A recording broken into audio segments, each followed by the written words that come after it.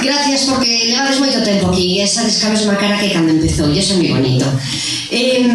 O meu artigo deste número conexiona contigo, Maxi, porque con aquelas dificultades e tamén co orgullo que temos, Yoli, porque daqueles antepasados chegamos nós. Entón o meu fillo fixo 21 anos, estamos moi orgullosos dele, e quixenllo decir, pero non o podía decir eu soa. Sería a voz dunha nai, en fin, un pouquiño así, simplón. Pero viñeron todos conmigo, porque viñeron os meus pais, viñeron os meus avós, os bisavós, e viñeron por parte do pai tamén os pais, os avós e os bisavós. De todo canto coñecemos, porque o outro está no esquecemento. Así que, coa luz dos antepasados, é o artigo que poderedes disfrutar se vedes un poema para o meu fillo de 21, e dándole as grazas a todos os que fixeron tanto por nós, porque somos un produto de todo o que quedou atrás. En realidad todos somos un pasado, aínda que estemos agora sendo un maravillosísimo presente. Un bico a todos.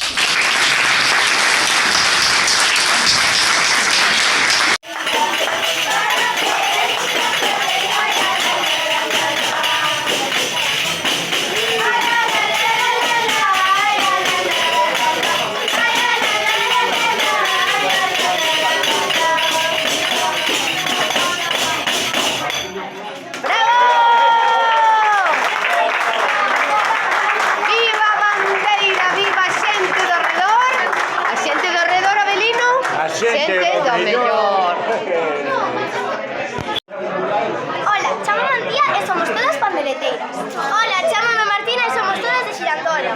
Hola, chámame Noa e somos todas da Bandeira. Hola, chámame Xia e somos de entre 10 e 11 anos. Hola, chámame Mariña e ensaiamos na Victoria Manuel do Paso. Que ides tocar? Hoxe vamos a tocar unha boa cantarina. Veña!